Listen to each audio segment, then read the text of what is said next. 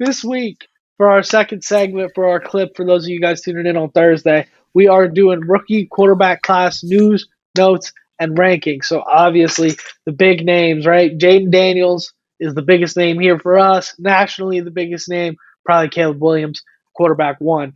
Then you got Drake May, Michael Penix Jr., and J.J. McCarthy. We're going to touch on all of those factors moving forward. Oh, and don't forget the boy Bo Nix, who Sean Payton said he saw some Patrick Mahomes in at the time of the draft. Woo! Sean Sean Payton, Payton's never wrong.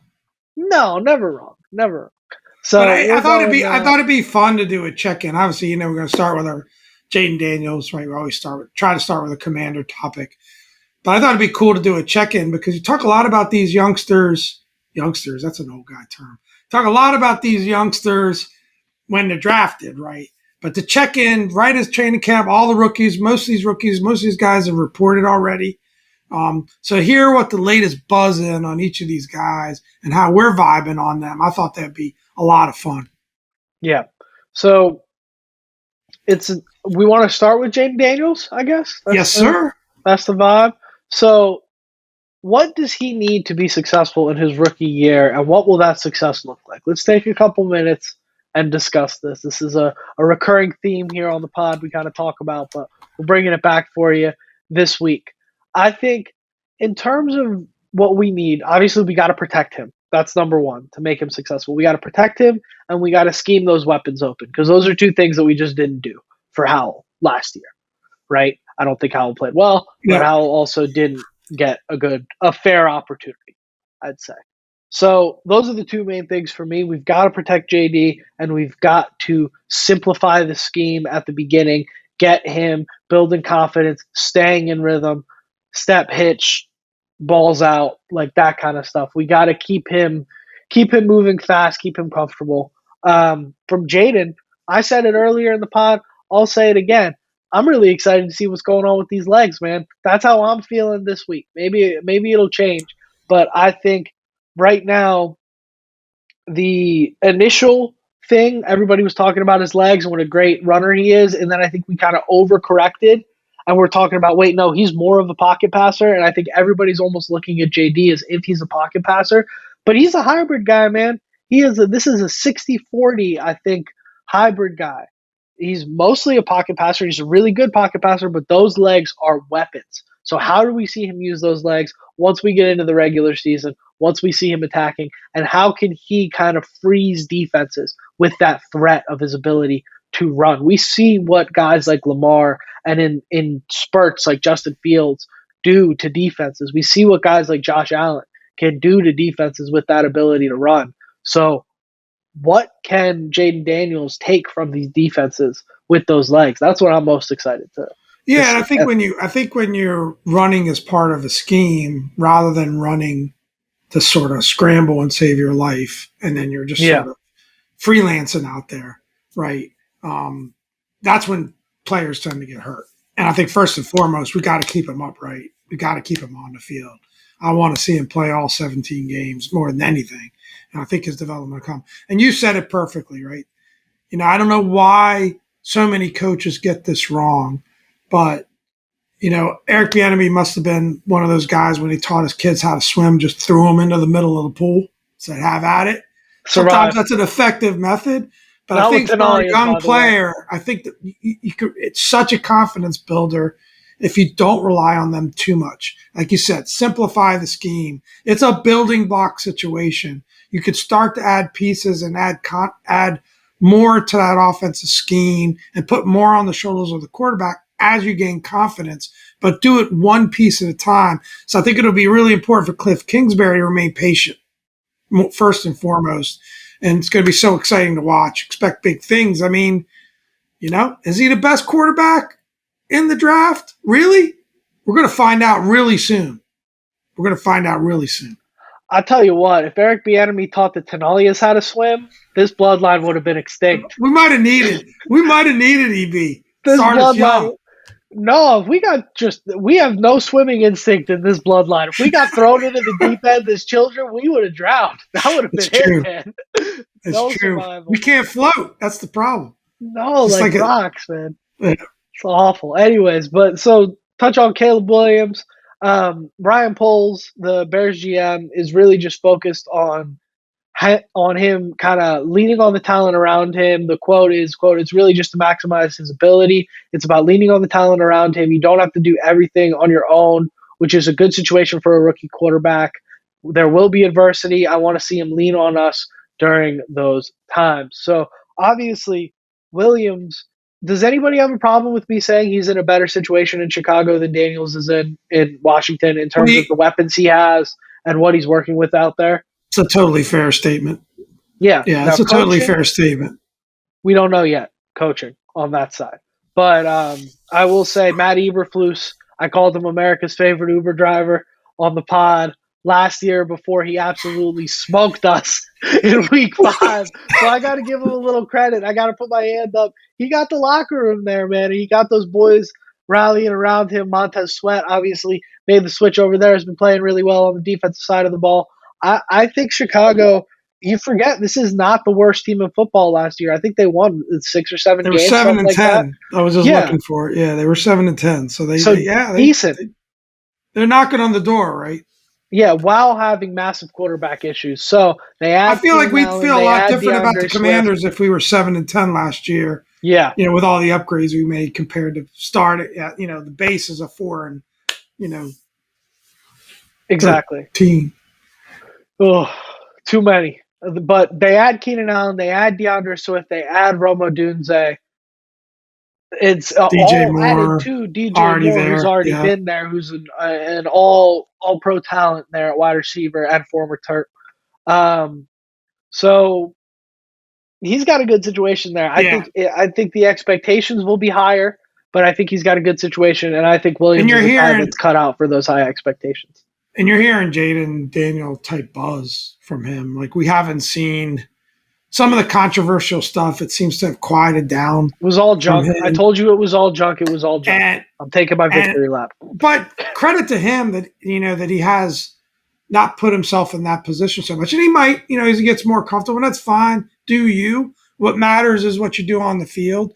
But, you're hearing a lot of Jayden Daniel-esque type buzz out of him in terms of how he is as a teammate, how seriously he's taking it. So I do think the Bears fans should be really excited. I think I said it before, best game of the year, the most exciting game of the year to look forward to is that showdown. I think it's week 8 between Chicago and the Commanders. I might try to get out to that thing. That'd be a lot. Could be a good game. That'd be a lot of fun to get there.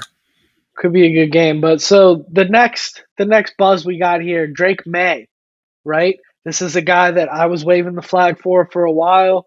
Obviously, as we started to lean more that we were going in the other direction, I got behind my guy. But this is still a guy that I think is very talented, and he goes to what is effectively my second team. I spent a lot of time in Boston. I got to see a lot of good Patriots teams. Got to witness 2 Super Bowls there in my 4 years of college time in Boston. So I got a soft spot for the Pats. Now, if the Commanders play them, I want blood. But I got a soft spot for the Pats when when they're not affecting the Commanders. So Drake May over there, he's in a battle with former Commander Jacoby Brissett. And so for him, a recurring theme like, here. We're going to hear about a few former Commander / Redskins in this segment. Yeah.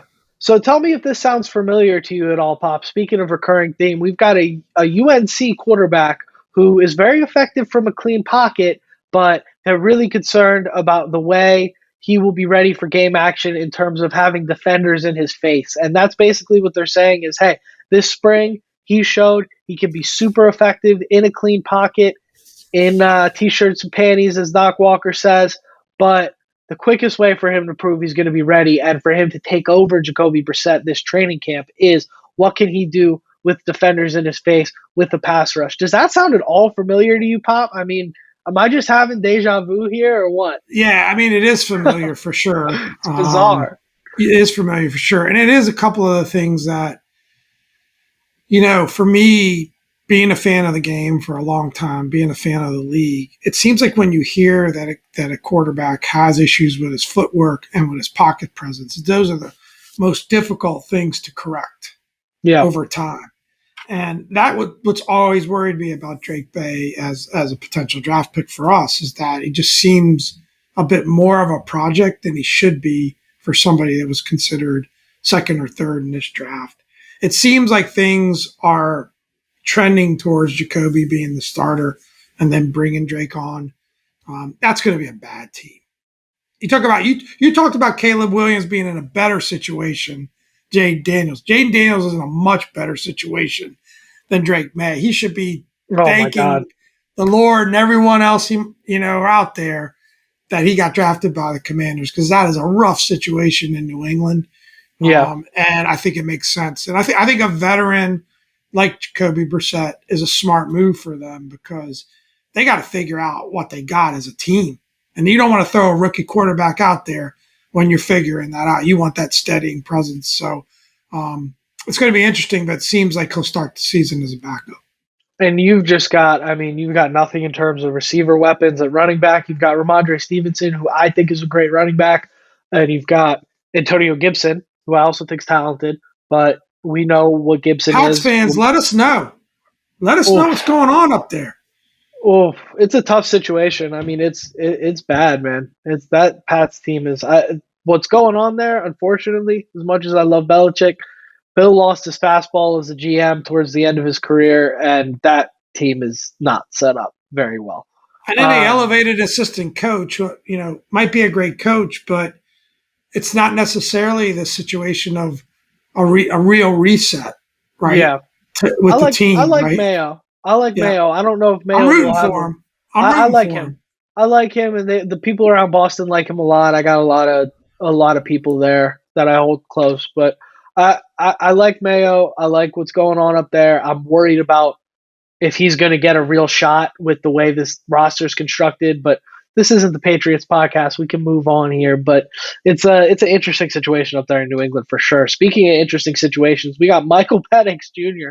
I mean, is this the first time in NFL history a guy gets drafted number 8 overall and starts off as the third string quarterback and will actually probably be the third string quarterback week 1?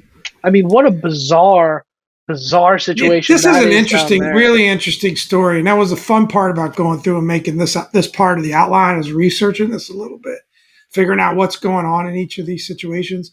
And this Falcons story is kind of fascinating, really, as you break it down. Yeah, so it sounds like, which I'm going to go on record and say this is exactly how this poor guy, Raheem Morris, who I think got screwed with this whole situation, and this could, if he doesn't play this perfectly, this could be the end of his career too. But he's got Taylor Heineke starting ahead of Penix, and they're going to keep Heineke. He's going to be number 2. He believes Heineke's an elite backup, which I agree with, and he's putting Penix in position to play early. That's not what he wants to do. He doesn't want Penix to have to take the field this year. He wants Cousins to start, and you've got a guy in Taylor Heineke who has proven time and time again in his career, if you need him to step in for a few games and keep the team winning, he can do that. So if Cousins continues to kind of get dinged up, or if his Achilles runs behind and they need somebody who can kind of keep him at 2-2, 3-3 while Cousins gets back on schedule, Heineke's your guy for that. Now, if you want to make a deep playoff run and you want to win 10 games, Heineke's not your guy, but Cousins might be. So they've got Heineke there. They're going to let Penix develop slowly. I actually think this is the best way you can handle this absolute malpractice. That is, I feel bad for Penix here, personally. I'm going to go on record as saying I do not think Taylor Heineke is an elite backup. Boo. However, I think Sam Howell's an elite backup. However, Raheem Morris has gone on record as saying that he's concerned about Kirk's health, right? So, I mean, what makes that situation? Let's not get into that debate. Let just let the quote stand. Just trying to get at you, but I do think the concern with Kirk Cousins is his health, and they paid him a ton of money. And I think the reason that he wants Heineke as the backup is he doesn't want a situation where he throws Penix out there in a panic because Kirk can't go. Yeah, I think it's interesting. You're right. The interesting part of the story with regards to the rookie is that you got a guy like Michael Penix Jr. that might start out as third string. But then again, this is why training camp's interesting. If he balls out I could see a scenario where he starts putting pressure on Kirk. You would expect Kirk is Kirk, right? He's thrived in pretty much every situation he's been in, and I would expect him to use this Michael Penix Jr. situation as something that gives him a spark. And I'm sure he'll ball out. That's a talented roster in many ways. It's a very talented roster in many ways, and Raheem's a great coach.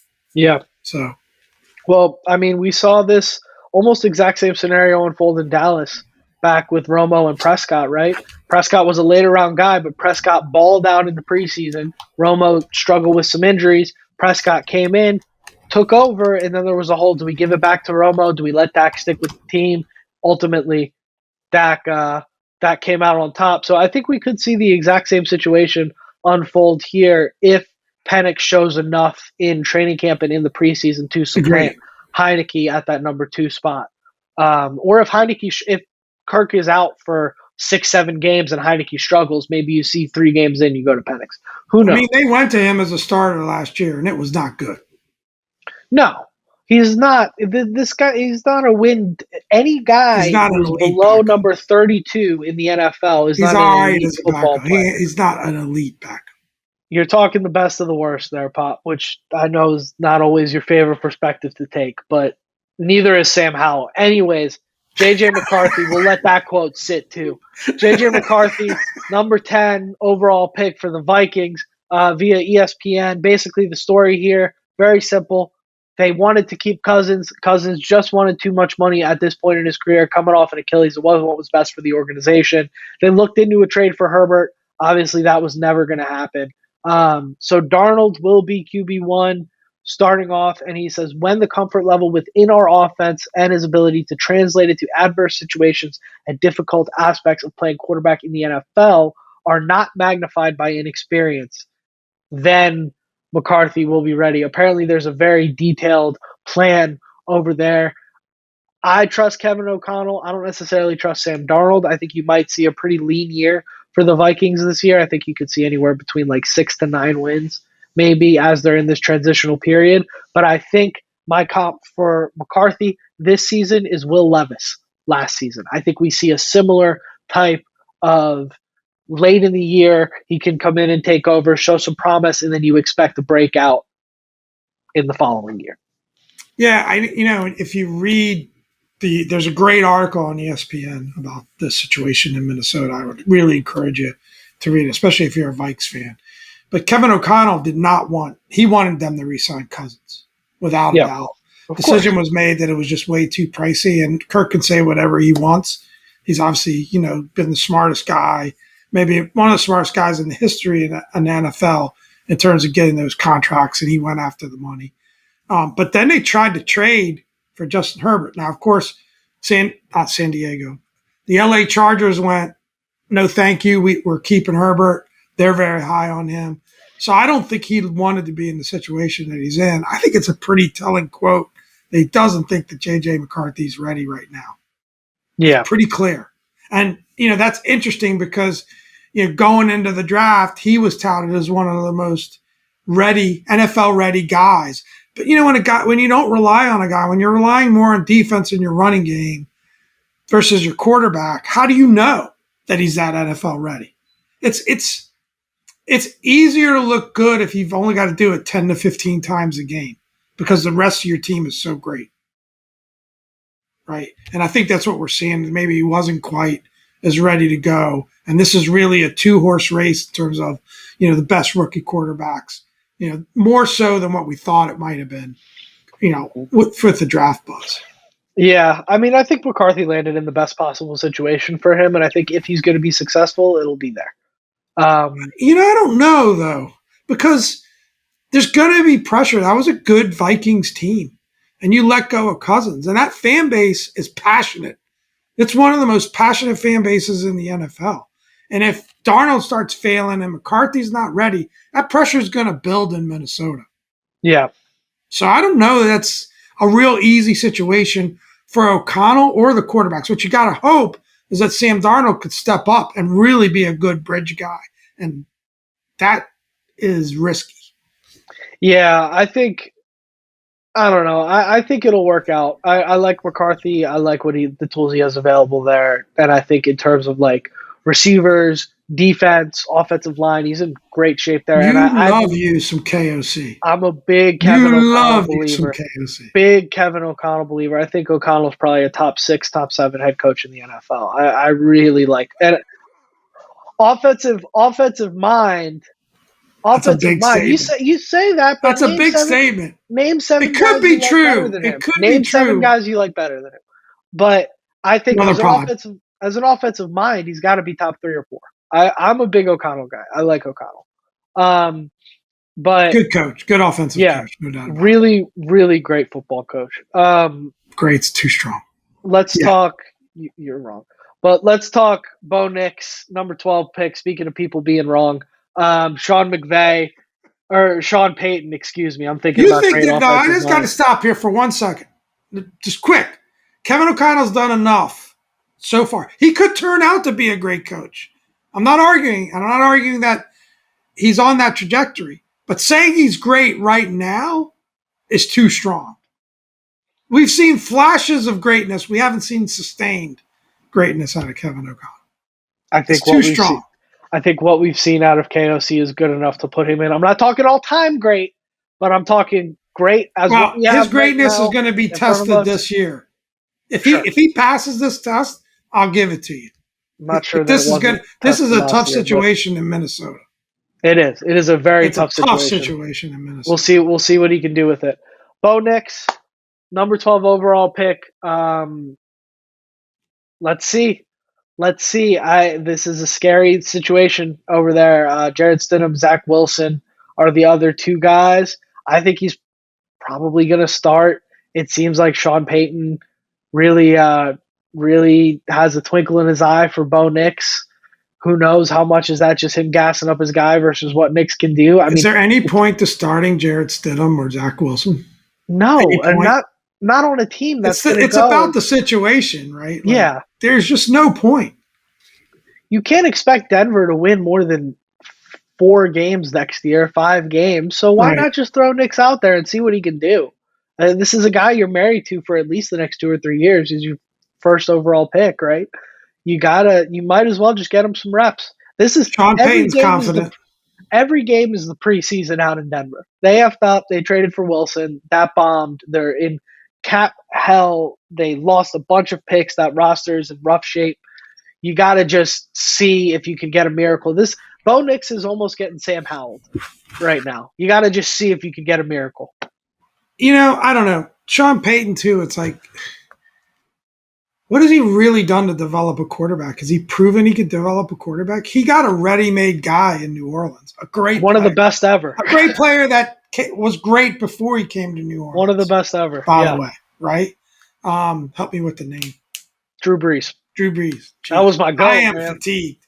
I'm fatigued. I'm not. My recall is like 0. It's usually like a 5 out of 10. Today it's like a 2 out of 10. Recall. What's your name? Shape. Dominic? Yeah. But now, I mean, I don't. We'll see. I don't know what to think about the situation with Bo Nix. Sean Payton seemed to think he's the only one that seems to think he was the best quarterback out there. He's very high on them. Maybe he's right.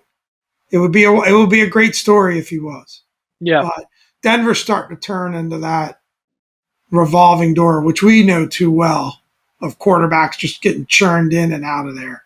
And hopefully for Bo Nix's sake, that's not the case. But, he wasn't the 5th guy off this board for no reason. Yeah. Slim situation out there in Denver. It's rough. It's rough. We'll see. I mean, we had an unprecedented run on quarterbacks in the draft this year like we've never seen before. So that's what unprecedented means. So I'm glad I repeated that.